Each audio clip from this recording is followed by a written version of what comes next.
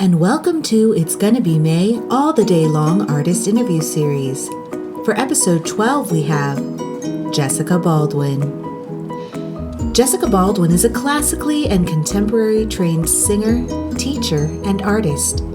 She has a bachelor's and master's degree in classical performance and pedagogy, and currently teaches as an assistant faculty member of the CCM Vocal Pedagogy Institute at Shenandoah University.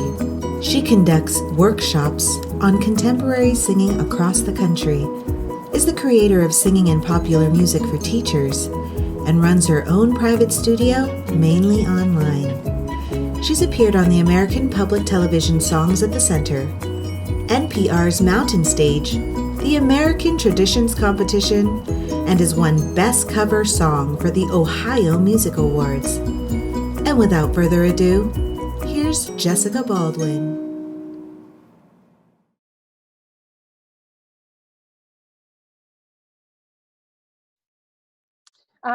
Honestly, the last 6 months have been, and I feel kind of guilty saying it, but pretty good. So I spend a lot of my time teaching, and so my clientele was able to shift over to online lessons with no issues, and have continued to be online with me. I had online clients anyway, so for some of them it was no change. And actually some more people who are online people came on board as well. So my teaching stuff is good.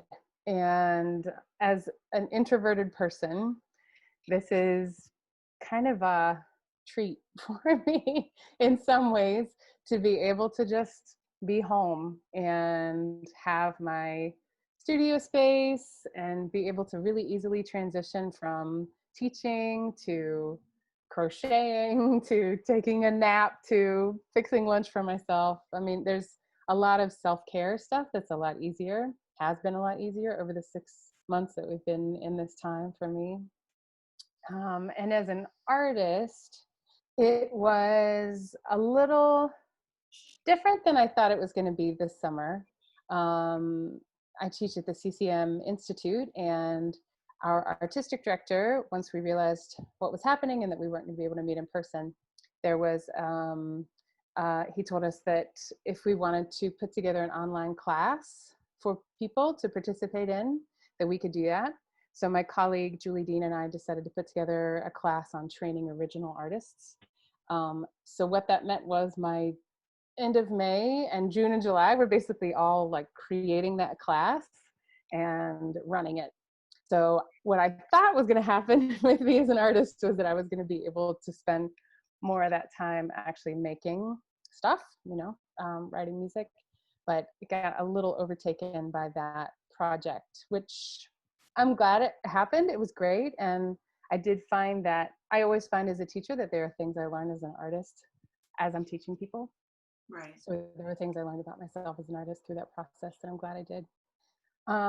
So now that July is over and we're into August, there has been this sort of like awareness that I needed a really clear separation between my teaching self and my artist self when it came to how I brand myself, how I market myself, how I present myself on social media, and that my teacher self really needed to be its own persona that was separate, so that my artist self could be its own thing also, and have its own presence and have its own branding and its own marketing and its own just space in my life.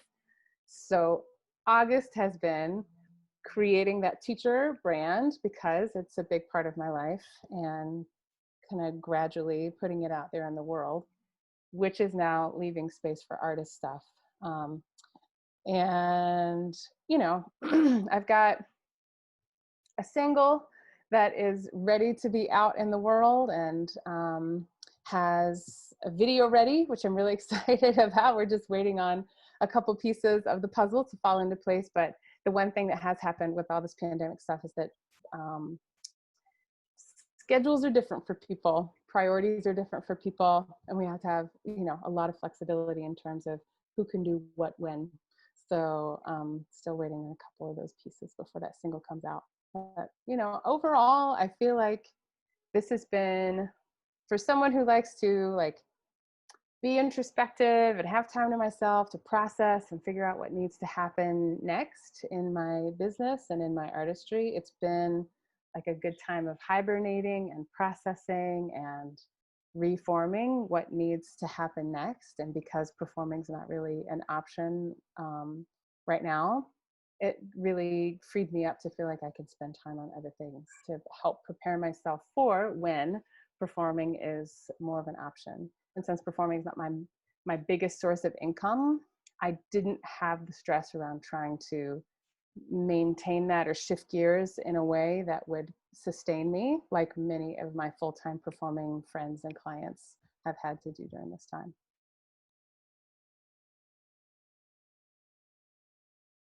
I was already pretty set up for online lesson technology, so that wasn't necessarily something I had to like scramble to figure out. I had, And what platform do you use as far I as use Zoom. you're using Zoom? Okay. Yeah. I know that there are some other Yeah. teachers who have explored other voice teaching apps and platforms in which they could teach. Like I've heard of what's that new one, voicelessons.com. And then I've also heard of for some people, like Skype has worked just fine. I mean, for some of my students who don't have Zoom, but they have it like an iPhone or something like that, they were fine with just doing their lesson through FaceTime. But what do you think is the biggest hurdle as far as teaching online?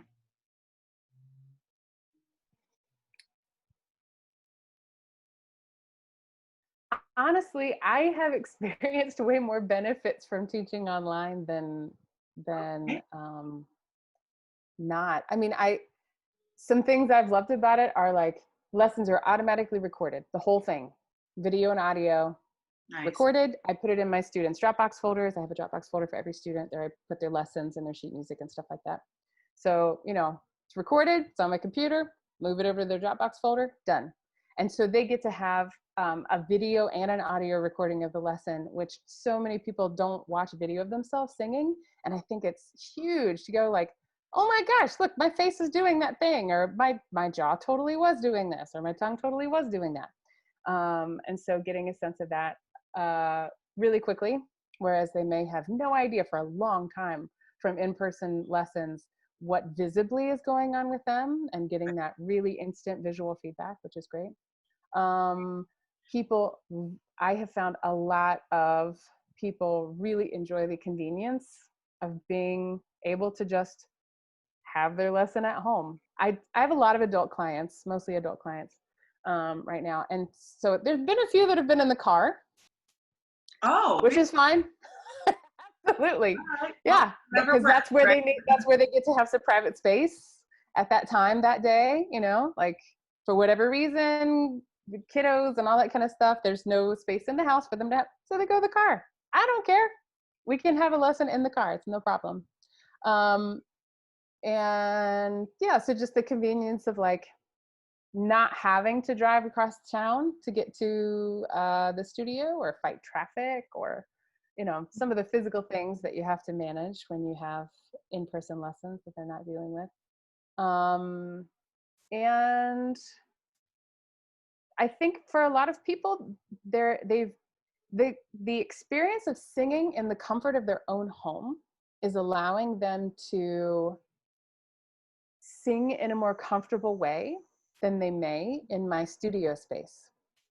And I work hard to make my studio space the most comfortable place it can be. And it's still not home. So a lot of the stuff where people are like, oh, you know, this feels better when I'm home, they get to actually sing in a way I think that feels more comfortable to them sometimes when they're in those spaces, as opposed to when they're in a studio space.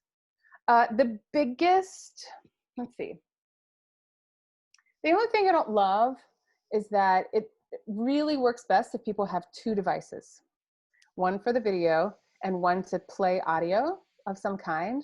So if people don't, for some reason, have access to two devices, I haven't come up against that yet, but that could be a prohibitive thing for some folks. Right. But having your Zoom video and then your device being able to play a karaoke track to sing with, or an accompaniment, or sometimes I'll play piano parts for my students, put it in their Dropbox folder, and then they play from their Dropbox folder. But I haven't found that there's been too many crazy issues in terms of the kinds of things we expect. Now, if I was working with more classical performers, I'm primarily a popular music teacher and coach at this stage in my life. But if I was back in classical land, where I was for a while, this would probably be tough in terms of like collaborative, and I'm also a collaborative pianist. So the ability to work with someone without latency, I'm sure is a really not fun part of this process. But in my lessons, for many students, singing with a recording or a karaoke track is fine for what they need to do. They're singing music that has a very constant beat, as opposed to singing music where there's a lot of rubato and the beat can change and stuff like that. So it's not as big of a difference for them in terms of whether I'm playing it with a constant beat or a track is playing it with a constant beat. Right. Yeah.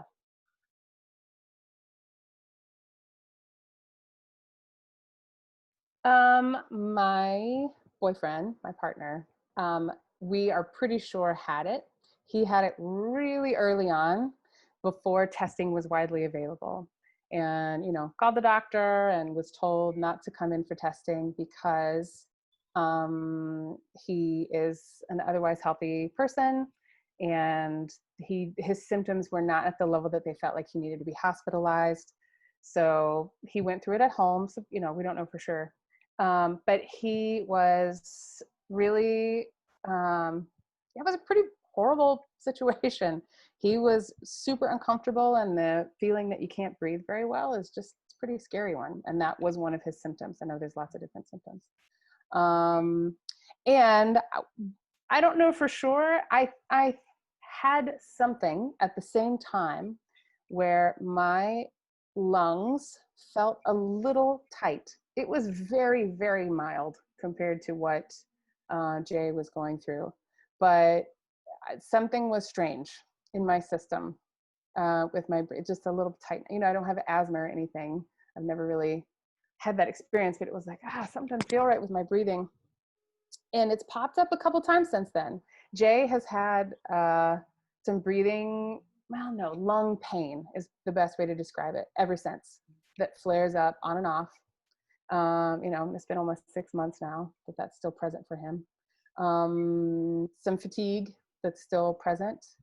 And it's just some things that feel kind of different for me in my system that are very mild and hard to explain, but thankfully nothing that's really affecting what I do too much. Breathing sometimes feels a little funny certain days. Like there've been certain songs where I'm like, I don't usually run out of breath right there. I haven't usually had to deal with that. And that's been kind of showing up for me a couple times, but not enough to complain about. It's like, if I take a bigger breath, I'll be okay. But I still had to make an adjustment if that's something that wasn't a problem before. There hasn't been anyone in my immediate family who's been hospitalized. I haven't had anyone who's died as a result of COVID complications. So I feel very fortunate. I know people who do have relatives who have or who've gotten very sick. So there's degrees of separation there, but not in my immediate family. So yeah. Well, good. I'm glad that it wasn't too bad for you guys, and you guys got through it, and Mm-hmm. you're learning to still work around it, right? Yeah. Yep. The effects of it and everything. If you were to change one thing about 2020, what would you change before all of this happened?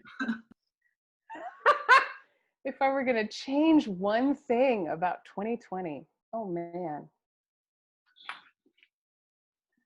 I think I would have wanted the I would have wanted the pandemic to have been handled differently in the United States. Um, Judging by how other countries handled it and were able to get through it more quickly, and get back to some normalcy more quickly, we can assume that that might have been possible for us as well, and yet here we are. And so that's what I think I would have liked to have changed about 2020, that leadership would have taken steps to contain this, and deal with this sooner and more effectively, so that we, my teacher friends wouldn't be scared out of their wits right now about going back to public school and teaching and, getting wills set up, which is not something a teacher should have to think about, in addition to all the other stuff that they have to deal with when coming back to school. So for me, that's the biggest thing that I would change. Obviously, it'd be nice if the pandemic didn't even happen. Yes. But things happen. That's not something that's in our control. The fact that that virus emerged, but the way we can conduct ourselves to help it not spread as quickly is under our control. So that's something I wish could have changed.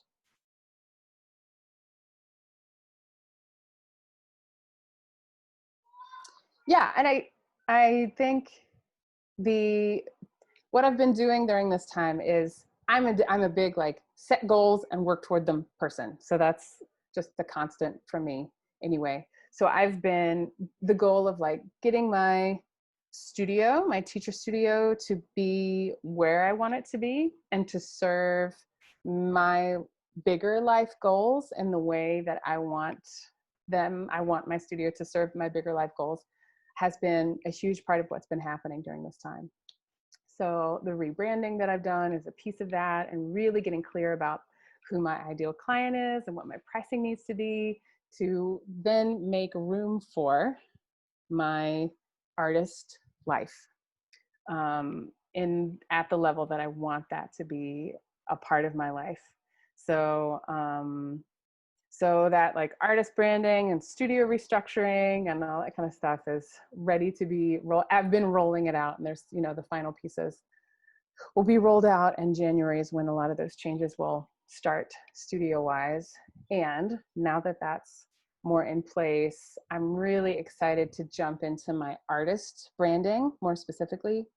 And in addition to writing songs and getting things in place financially for my first album to be recorded. So I've made single recordings here and there over the years, but I have several originals that are waiting to be recorded, and I've done a lot of production on them already, have performed them before, but it's really time for them to become recordings so that I can put those out. So getting all that stuff set up and ready to roll out, which will probably come to fruition next year.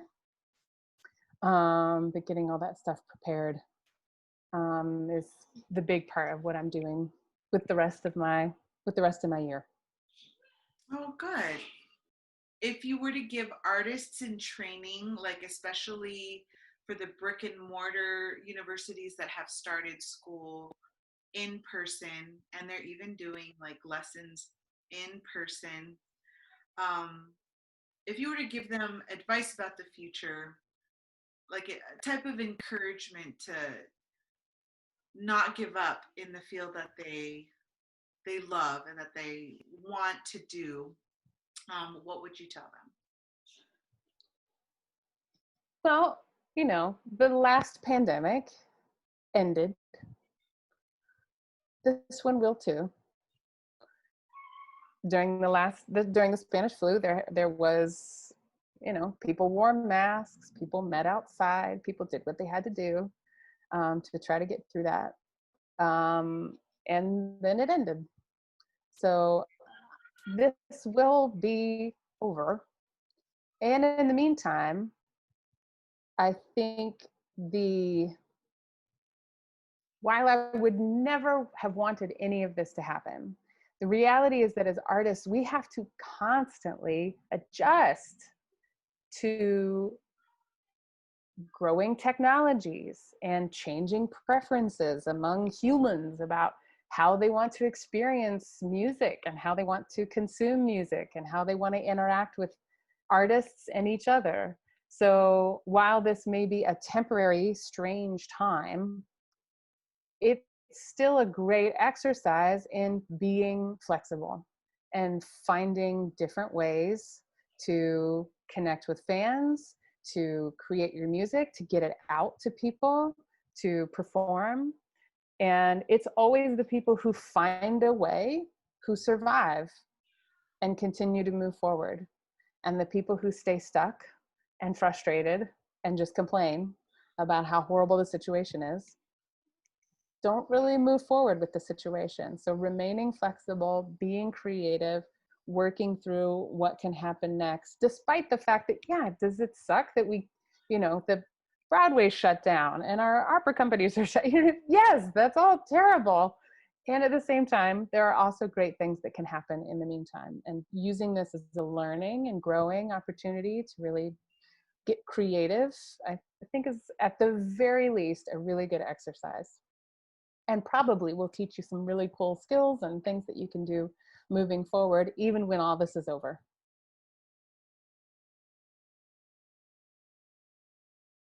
A song to encourage people. I mean, that really depends on what they're struggling with. I will share that I recently did a gig with a couple colleagues of mine, Todd Burge, who is a great singer-songwriter in West Virginia, and then Larry Gross, who is the creator and host of Mountain Stage radio show on NPR. And we did a gig together we donated our time to be able to help a theater in the town where I used to live survive the pandemic. And we were trying to think of a song to do at the end of the show, and together. And Bill Withers is from West Virginia, he's one of my favorite artists of all time.